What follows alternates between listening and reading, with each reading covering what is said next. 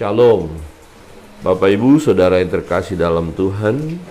Kita bersyukur menikmati anugerah Tuhan, pemeliharaan Tuhan hingga pagi hari ini.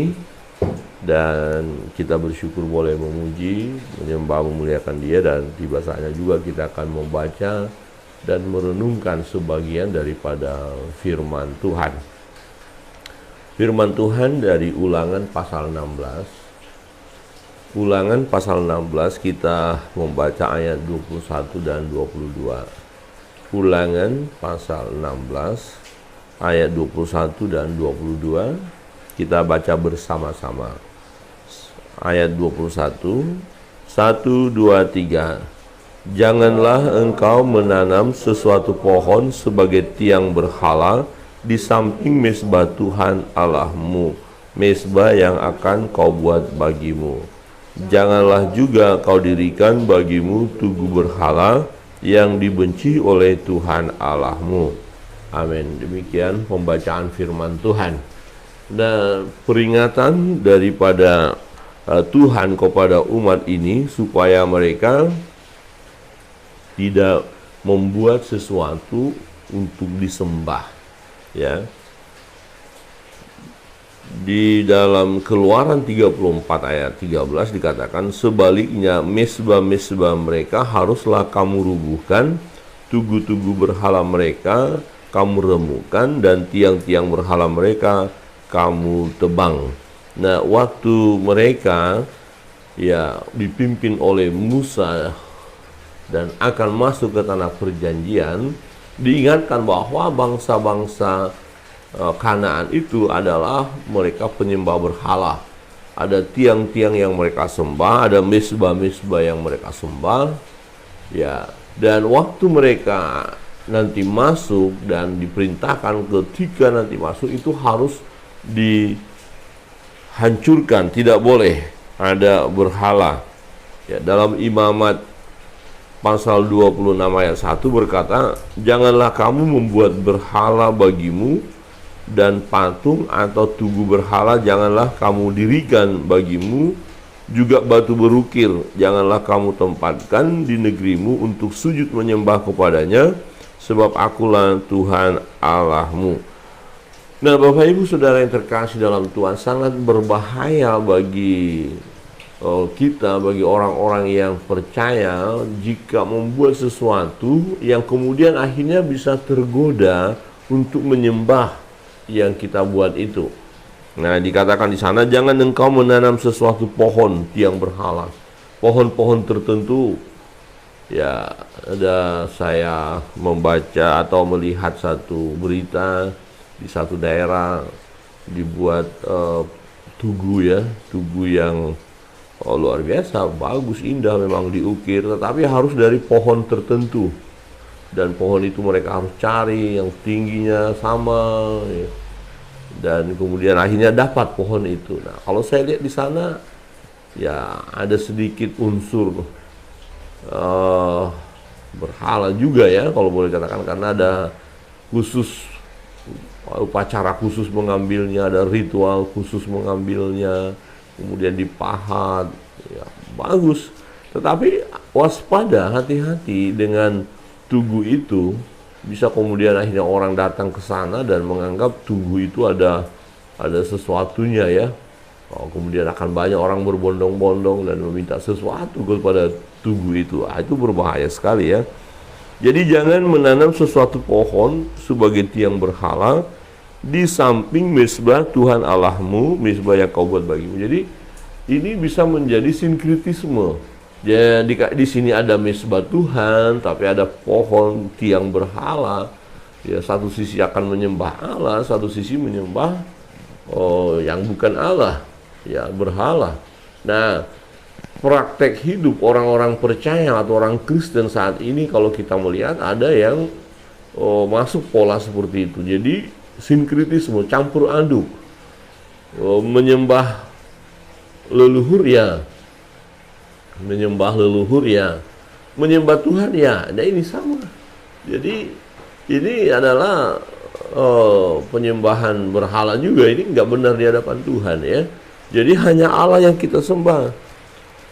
Nah, roh-roh nenek moyang kita nggak boleh disanjung-sanjung, dihormati, ya kan udah meninggal, udah tidak ada. Yang kita hormati adalah yang masih ada dong. Orang tua kita, kakek nenek kita yang masih hidup. Ya kalau sudah tiada ya sudah selesai. Nggak perlu kita adakan sesuatu untuk dia kalau dia sudah tidak ada. Misalnya, oh kita harus pergi ke kuburannya lah, apa membawa makanan-makanan tertentu kesukaannya, enggak perlu. Kemudian kita bicara-bicara dengan dia padahal dia sudah tidak ada, enggak perlu. Ya, itu sinkritisme namanya, ya, campur aduk antara menyembah Tuhan dan menyembah berhala, atau sering juga boleh dikatakan Kristen paganis. Ya, saudara yang terkasih dalam Tuhan, diingatkan janganlah juga kau dirikan bagimu tugu berhala yang dibenci oleh Tuhan Allahmu. Nah, kalau saya melihat ada ketertarikan seseorang untuk membuat sesuatu, ya, untuk kemudian dia akan menyembah apa yang dia buat, dia mengaguminya. Nah, jangan lupa waktu melakukan hal itu, itu bisa peluang bagi kuasa kegelapan untuk memakai apa yang dibuat tadi. Ya, kuasa gelap mulai bekerja di sana, kemudian bisa dia buat tanda-tanda ajaib juga. Nah, misalnya begini, seseorang walaupun dia tadi katakan mengikut Tuhan, mengikut Kristus, ya, tetapi saat dia percaya kepada benda-benda tertentu, dia mengagumi benda-benda itu dan datang kepada benda-benda itu, kemudian dia melakukan ritual terhadap benda itu, dan dia akan mengalami sesuatu.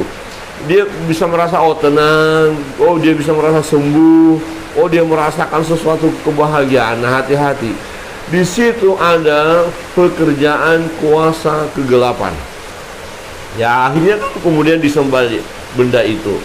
Ya, sebenarnya benda itu ya benda mati, tetapi ada kuasa kegelapan yang ada dalam benda itu atau yang menggunakan sarana itu. Ya. Dan kalau kita mau lihat banyak sekali. Ya, beberapa hari yang lalu saya melihat satu tayangan, ya, seorang ibu yang ya dikatakan dia dipenuhi oleh roh leluhurnya. Ya, dia masuk ke dalamnya, kemudian dia bicara, mengungkapkan segala sesuatu. Nah, ya unik ya, waktu dia berbicara dengan dikendalikan oleh roh yang masuk di dalam hidupnya, dia beritahukan macam-macam. Nah, hati-hati bisa tertipu, karena juga dia berbicara mengarahkan supaya ya hidup rukun, hidup kita harus menjaga kata-kata kita baik, jangan kita ya melakukan hal yang jahat. Ya, isi pembicaraan itu sesuatu yang luar biasa, bahkan tidak tanggung-tanggung harus memuliakan Tuhan begitu ya. Tapi polanya, caranya udah berbeda, tidak seperti yang Tuhan inginkan. Ya. Nah, roh leluhur tidak akan mungkin masuk ke dalam diri kita sebagai orang percaya. Nah, kalaupun itu akhirnya masuk, bukan roh leluhur tapi roh jahat yang menyamar. Karena kalau kita belajar firman Tuhan, ya, yang dari Tuhan kembali kepada Tuhan, yang dari tanah kembali kepada tanah. Jadi kalau sudah seseorang meninggal, jangan percaya lagi, jangan tergoda lagi kalau dikatakan ada roh nenek moyangku masuk kepadaku, roh nenek moyangku berbicara kepadaku, bla bla bla bla bla.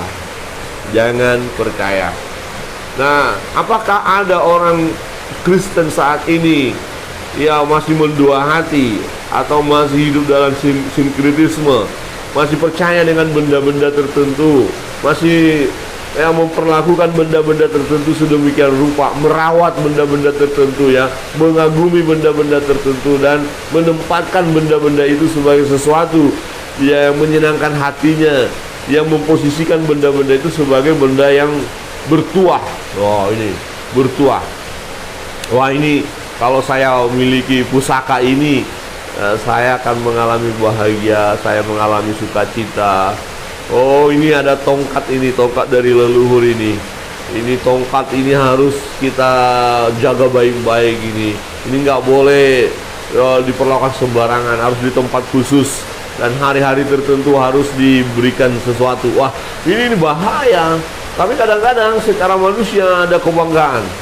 Dulu saya sebelum sungguh-sungguh atau belum lahir baru, saya kagum sekali kalau udah cerita tentang alat-alat itu, benda-benda dari leluhur. Wow, mengagumi sekali, senang sekali.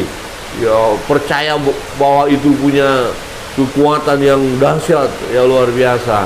Ya, kagum rasanya memiliki hal seperti itu. Bangga kita kalau kita katakan, wah ini nenek moyang kami punya ini, dan tongkatnya ini bukan tongkat sembarangan.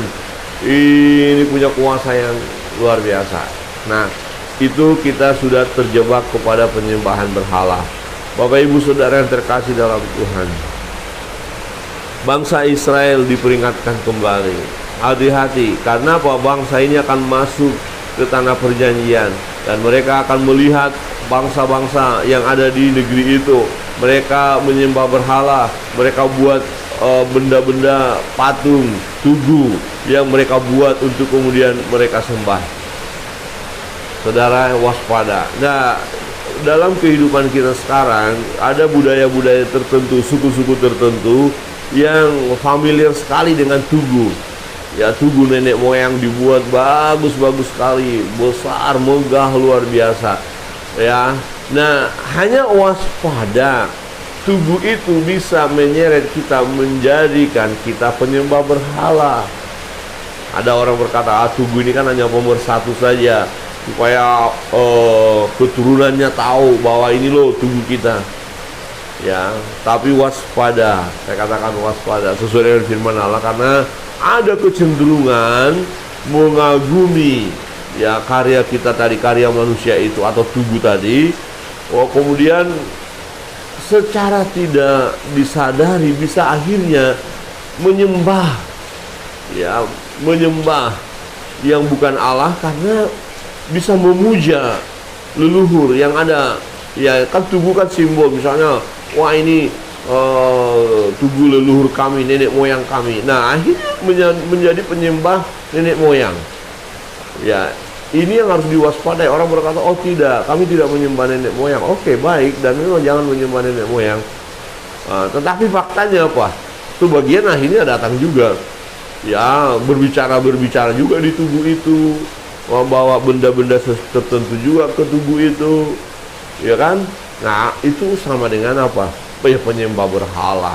Jadi ini menjadi satu peringatan. Nah, dalam hidup kita saat ini sebagai umat Tuhan, sebagai orang percaya, jangan pernah menjadi orang-orang yang menyembah berhala. Ya, kalau ada benda-benda tertentu ya yang kita miliki dan itu bisa menyeret hati kita untuk kemudian menyembah berhala, lepaskan, tinggalkan itu, dan jangan mau lagi. Ada budaya-budaya, adat istiadat yang selama ini sebenarnya pemujaan kepada ilah-ilah zaman, bukan pemujaan kepada Tuhan. Maka kita harus berani meninggalkannya, lepaskan. Tidak boleh kita lakukan lagi, karena tidak memuliakan nama Tuhan. Tetapi jika sesuatu yang kita lakukan memuliakan nama Tuhan, nah itu yang harus kita kerjakan, itu yang harus kita lanjutkan, itu yang harus kita lestarikan, itu yang harus kita budayakan. Ya, budaya-budaya yang tidak sesuai dengan firman Allah harus kita tinggalkan, kita lepaskan.